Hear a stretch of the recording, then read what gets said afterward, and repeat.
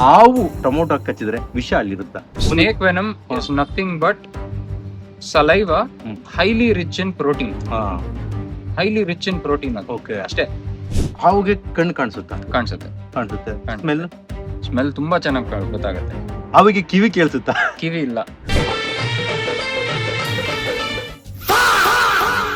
ಕಟ್ಟಾವು ಕಚ್ಚಿದಾಗ ಸೊಳ್ಳೆ ಕಚ್ಚಿದೆ ಅನ್ಕೊಂಡ್ಬಿಡ್ತೀವಿ. ಯಾಕಂದ್ರೆ ಅದ್ರ ಹಲ್ಲು 2 ಮಿಲಿಮೀಟರ್ ಅಷ್ಟು ದೊಡ್ಡದು.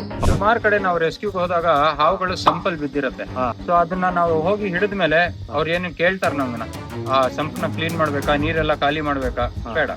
ನಮ್ ಕಾವೇರಿ ಜಲಪಾತದಲ್ಲಿ ಎಷ್ಟು ಪ್ರಾಣಿಗಳು ಓಡಾಡಲ್ಲ, ಎಷ್ಟು ಹಾವುಗಳು ಓಡಾಡಲ್ಲ. ಹೌದಲ್ಲ ಅಲ್ವಾ? ಹೌದು. ನೀರಲ್ಲಿ ಎಷ್ಟು ಹಾವುಗಳು ಸತ್ತೋಗಿರ್ತದೆ, ಏನೇನೆಲ್ಲ ಇದಾಗಿರ್ತದೆ. ಎಲ್ಲಿ ತನಕ ಆ ಹಾವು ಆ ನೀರಲ್ಲಿ ಸತ್ತು ಕೊಳ್ತಿಲ್ಲ, ನೀವು ಆ ನೀರ್ ಚೇಂಜ್ ಮಾಡಕ್ ಬೇಕಾಗಿಲ್ಲ. ಕೊಳ್ತಿದ್ರೆ ಅದು ಡೇಂಜರ್. ಹೌದು. ಇವಾಗ ನಿಮ್ಗೆ ಜಾಸ್ತಿ ಸಣ್ಣದಿರುತ್ತಲ್ಲ, ಇಷ್ಟೇ ಇರುತ್ತೆ. ಅದ್ರಲ್ಲಿ ಒಂದು ಬ್ರಾಹ್ಮಿನಿ ಬ್ಲೈಂಡ್ ಸ್ನೇಕ್ ಅಂತೀವಿ. ಬ್ರಾಹ್ಮಿನಿ ಬ್ಲೈಂಡ್ ಸ್ನೇಕ್ ಅಂತೀವಿ. ಸುಮಾರು ಸಲ ಅದನ್ನ ಎರೆಹುಳಗೂ ಕನ್ಫ್ಯೂಸ್ ಮಾಡ್ಕೊಂಡ್ರಿ. ಕಪ್ಪಗಾಗಿರುತ್ತೆ, ಅದಕ್ಕೆ ಕಣ್ಣಿಲ್ಲ ಆ ಹಾವಿಗೆ. ಹೌದು. ಅದನ್ನ ಬ್ರಾಹ್ಮಿನಿ ಬ್ಲೈಂಡ್ ವರ್ಮ್ ಸ್ನೇಕ್ ಅಂತ ಹೇಳ್ತೀವಿ. ಅದೊಂದು ಬೇರೆ ತರ ಜಾತಿನೇ. ಇನ್ನೊಂದು ಗೊತ್ತಾ, ಆ ಹಾವು ಜಾತಿಯಲ್ಲಿ ಗಂಡೆ ಇಲ್ಲ, ಬರೀ ಹೆಣ್ಣು. ಅದಾಗದೆ ಮೊಟ್ಟೆ ಇಡತ್ತೆ, ಅದಾಗದೆ ಮರಿ ಆಗತ್ತೆ. ಮರಿ ಆಗದೆಲ್ಲ ಹೆಣ್ಣೆ. ಅದು ಕಚ್ಚಿದ್ರೆ ಏನಾದ್ರು ಆಗುತ್ತೆ? ಅದು ಕಚ್ಚಕ್ಕೆ ಬಾಯಿನೇ ಇಲ್ಲ. ಮನುಷ್ಯರ್ ಕಚ್ಚೋ ತರ ಬಾಯಿ ಇಲ್ಲ ಅದು. ಈ ಸಣ್ಣದು ಬರ್ತಾ ಇರ್ತದೆ ಮನೆಗಳ ಹತ್ರ, ಅಲ್ಲಿ ಇಲ್ಲ. ಜಾಸ್ತಿ ಅಂದ್ರೆ ಒಂದಿಷ್ಟು ಇರುತ್ತೆ, ಒಂದಿಷ್ಟದ. ಅದಕ್ಕೆ ಕಚ್ಚಿದ್ರೆ ಏನೋ ಆಗಲ್ಲ. ಅದು ಕಚ್ಚೋದೇ ಇಲ್ಲ.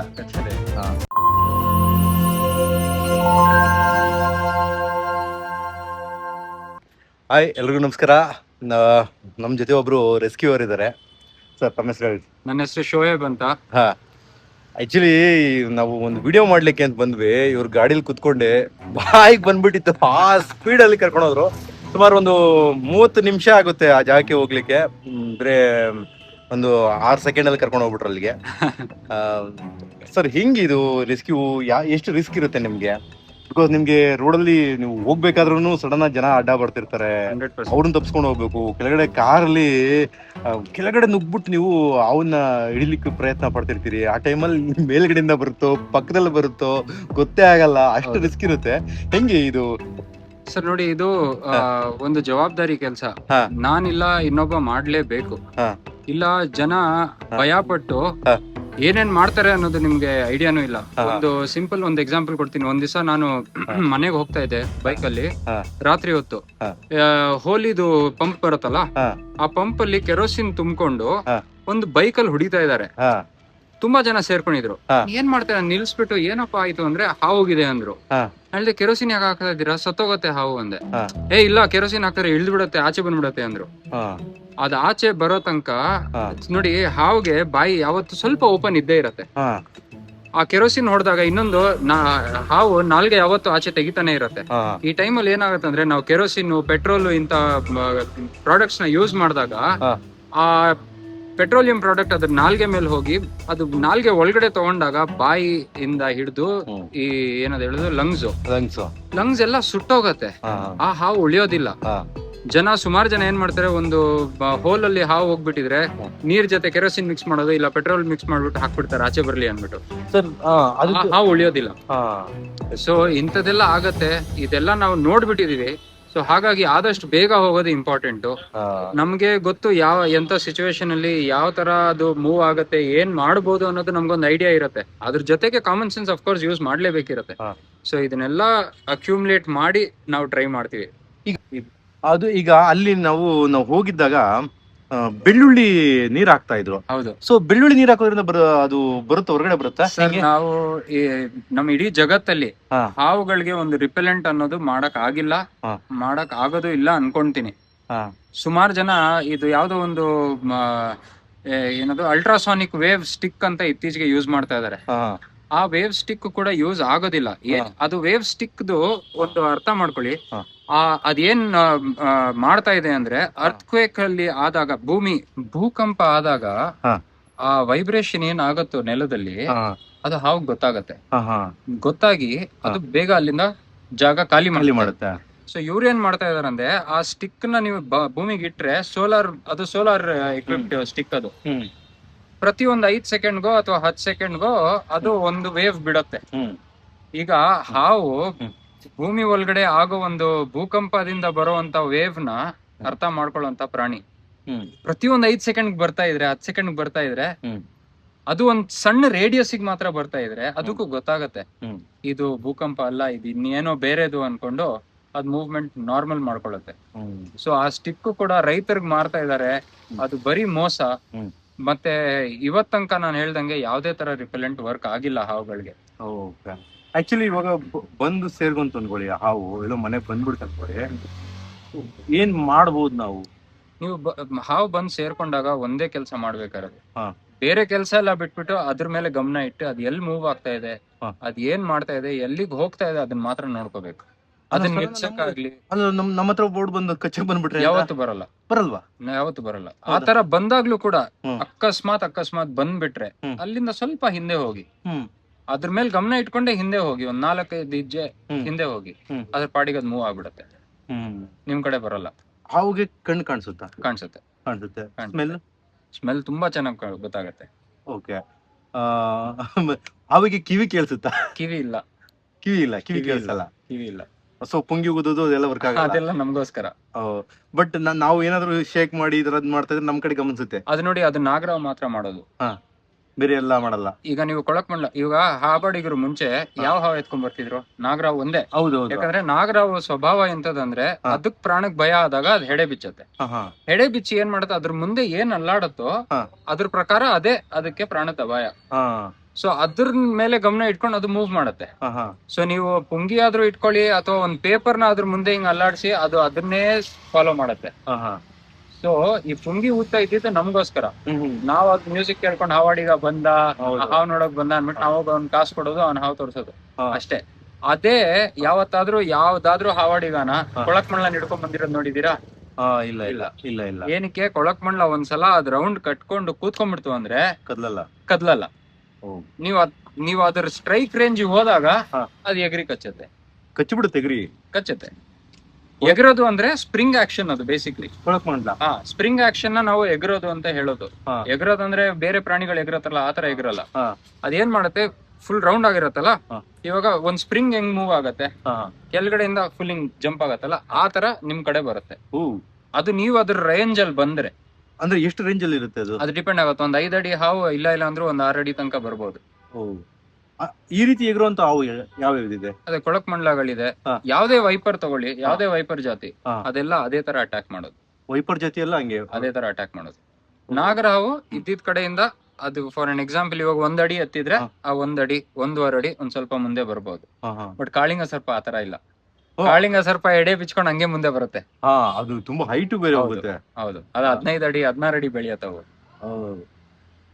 ತುಂಬಾ ಡೇಂಜರಸ್ ಹಾವುಗಳು ನಮ್ ಬೆಂಗಳೂರಲ್ಲಿ ಇದೆ ಅಂದ್ರೆ ಯಾವ್ದು? ಕಟ್ ಹಾವು, ಉರಿ ಮಂಡಲ, ಕೊಳಕ್ ಮಂಡಲ, ನಾಗರಾವು, ಇವ್ 4. ಇವ್ ಕಚ್ಚಿದ ತಕ್ಷಣ ಏನು ಡೈರೆಕ್ಟ್ ಜೀವ ಹೋಗುತ್ತಾ ಹೇಗೆ?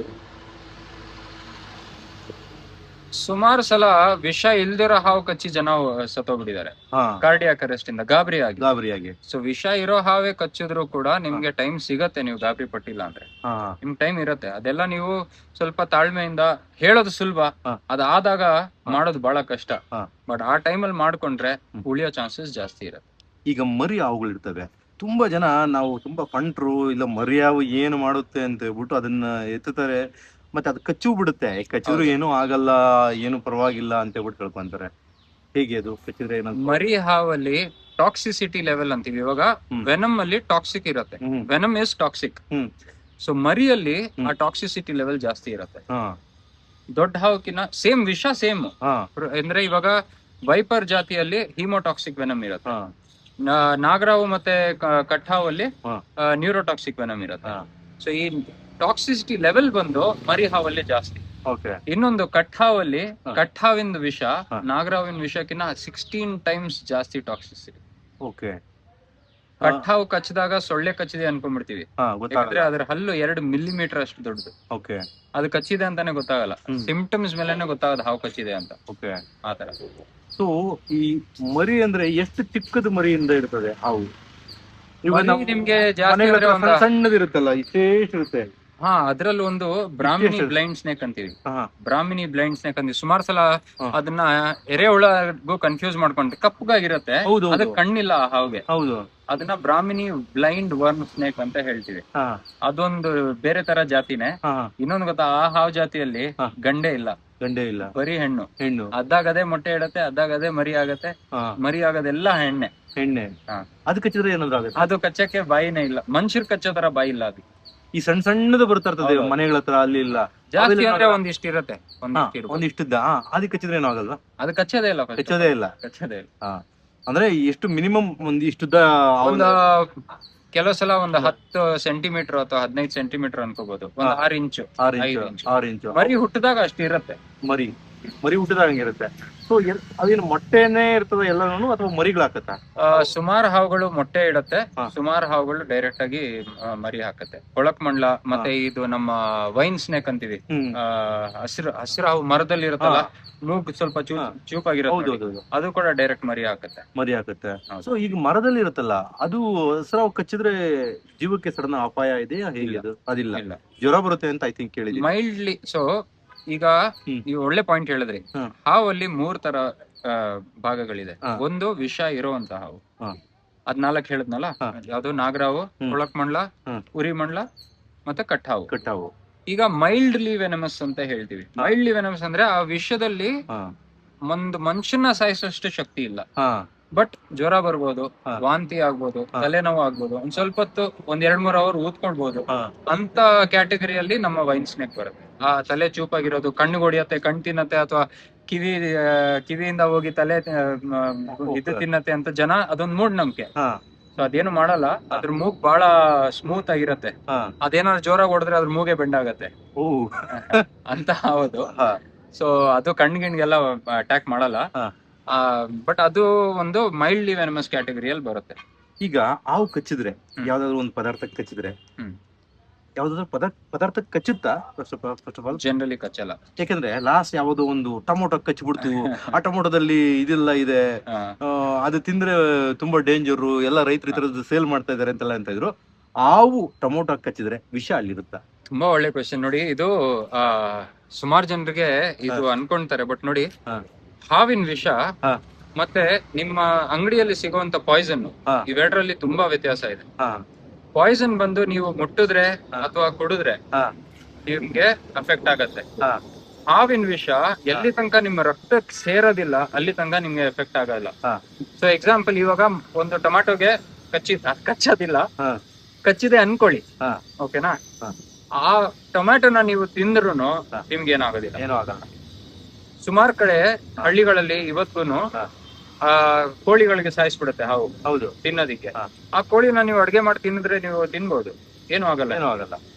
ಅಂದ್ರೆ ವಿಷ ಮನುಷ್ಯನ ದೇಹಕ್ಕೆ ಡೈರೆಕ್ಟ್ ಆಗಿ ಹೋದಾಗ ಅಷ್ಟೇ ವಿಷ. ಅದು ಮನುಷ್ಯನ ದೇಹಕ್ಕೆ ಅಂದ್ರೆ ರಕ್ತಕ್ಕೆ ಹೋದ್ರೆ ದೇಹಕ್ಕೆ ಹೋದ್ರೆ ನೀವು ತಿಂದಾಗ್ಲೂ ಅದ್ ನಿಮ್ ದೇಹಕ್ಕೆ ಹೋಗ್ತಾ ಇರೋದು, ಅವಾಗ ಏನಾಗಲ್ಲ. ಸೊ ಹಾವಿನ ವಿಷನ ನೀವು ತೆಗೆದು ಕುಡ್ದು ಬಿಡಿ, ನಿಮ್ಗೆ ಏನೂ ಆಗಲ್ಲ. ಪ್ರೊವೈಡೆಡ್ ನೀವು ಬ್ರಷ್ ಮಾಡೋವಾಗ ಅಥವಾ ನೀವು ಮಾಂಸಾಹಾರಿ, ನೀವು ನಾನ್ ವೆಜಿಟೇರಿಯನ್ ತಿನ್ನೋವಾಗ ಎಲ್ಲೂ ನಿಮ್ ಬಾಯಲ್ಲಿ ಏಟಾಗಿಲ್ಲ, ಅಲ್ಸರ್ ಇಲ್ಲ, ಎಲ್ಲೂ ನಿಮ್ಗೆ ರಕ್ತದ ಒಂದು ಡ್ರಾಪ್ ಇಲ್ಲ, ಅಲ್ಲಿ ತನಕ ನಿಮ್ಗೆ ಏನ್ ಎಫೆಕ್ಟ್ ಆಗಲ್ಲ. ಈಸೋಫೇಗಸ್ ಆಗ್ಲಿ, ಸೊ ಬರೀ ಬಾಯಿ ಒಂದೇ ಅಲ್ಲ, ಇಲ್ಲಿ ಫುಲ್ ಗಂಟ್ಲು, ಅದ್ರ ಒಳಗಡೆನು ಎಲ್ಲೂ ನಿಮ್ಗೆ ರಕ್ತ ಕನೆಕ್ಟ್ ಆಗ್ತಾ ಇಲ್ಲ, ಅಂತ ಟೈಮಲ್ಲಿ ನೀವು ಆ ವಿಷಾನ ಕುಡಿದ್ರೆ ಏನೂ ಆಗೋದಿಲ್ಲ. ಈಗ snake venom is nothing but saliva highly rich in protein, ಅದು ಅಷ್ಟೇ. ಈಗ ಕೆಲವು ಕಡೆ ಏನೋ ಊಟದಲ್ಲಿ ಹಾವು ಬಿದ್ದು ಅಲ್ಲಿ ಬಾಯ್ಲ್ ಆಗಿಲ್ಲ, ಇದಾಗ್ಬಿಡ್ತು, ಅದನ್ನ ತಿಂದೋರು ಏನೋ ದೈವ ಕೃಪೆಯಿಂದ ಏನೋ ಆಗಿಲ್ಲ ಅಂತ ಹೇಳ್ತಾರೆ. ಏನೂ ಆಗಲ್ಲ. ಓಕೆ. ಅಂದ್ರೆ ಅಲ್ಲಿ ಬಿದ್ದಾಗ ಅದು ಬಿಸಿಗೆ ಸಾಯುತ್ತೆ, ಅದು ವಿಷ ಆಗಲ್ಲ. ಸುಮಾರು ಕಡೆ ನಾವು ರೆಸ್ಕ್ಯೂಗೆ ಹೋದಾಗ ಹಾವುಗಳು ಸಂಪಲ್ ಬಿದ್ದಿರತ್ತೆ. ಸ್ಪೆಷಲಿ ಬೇಸಿಗೆ ಕಾಲದಲ್ಲಿ ಏನಾಗತ್ತೆ ಅಂದ್ರೆ ಸಂಪ್ ಹತ್ರ ಬಂದು ಹಾವುಗಳು ಮಲ್ಕೊಳ್ಳೋದು, ಜನ ಹಾವು ನೋಡಿದ ತಕ್ಷಣ ಅದ್ರ ನೀರ್ ನೋಡಕ್ ಹೋಗ್ತಾರೆ ಲೆವೆಲ್, ಆ ಸಂಪ್ ಲಿಡ್ ಎತ್ತಾರ, ಆ ಹಾವು ನೋಡಿದ ತಕ್ಷಣ ಗಾಬರಿ ಪಟ್ಟು ಅದನ್ನ ಬಿಟ್ಬಿಡ್ತಾರೆ. ಬಟ್ ಆ ಟೈಮಲ್ಲಿ ಏನಾಗುತ್ತೆ, 90% ಹಾವು ನಮ್ಮನ್ನ ನೋಡಿ ಗಾಬರಿಗಾದ್ರೂ ಸಂಪ್ ಒಳಗ್ ಬಿದ್ಬಿಡುತ್ತೆ. ಸೊ ಅದನ್ನ ನಾವು ಹೋಗಿ ಹಿಡಿದ್ಮೇಲೆ ಅವ್ರು ಏನು ಕೇಳ್ತಾರ ನಮ್ಮನ್ನ, ಆ ಸಂಪನ್ನ ಕ್ಲೀನ್ ಮಾಡ್ಬೇಕಾ, ನೀರೆಲ್ಲ ಖಾಲಿ ಮಾಡ್ಬೇಕಾ? ಬೇಡ.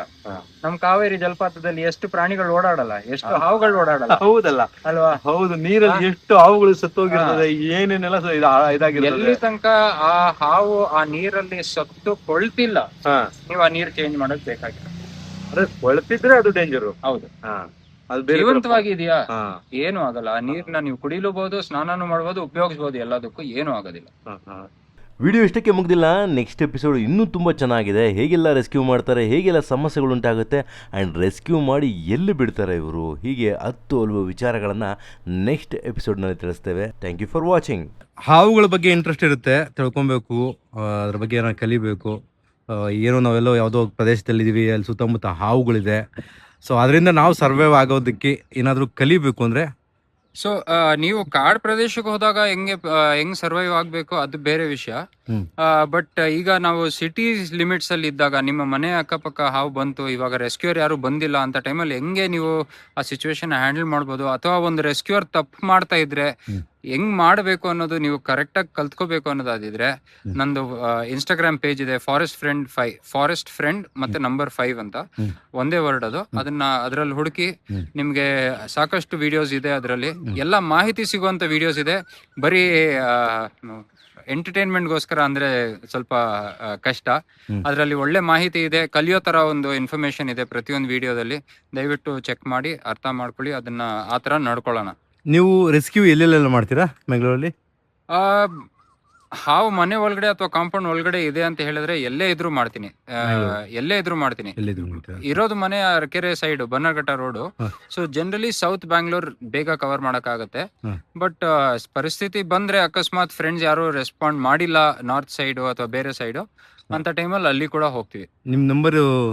ನನ್ನ ಫೋನ್ ನಂಬರ್ ಬಂದು 9900206859. Okay, thank you sir. Welcome.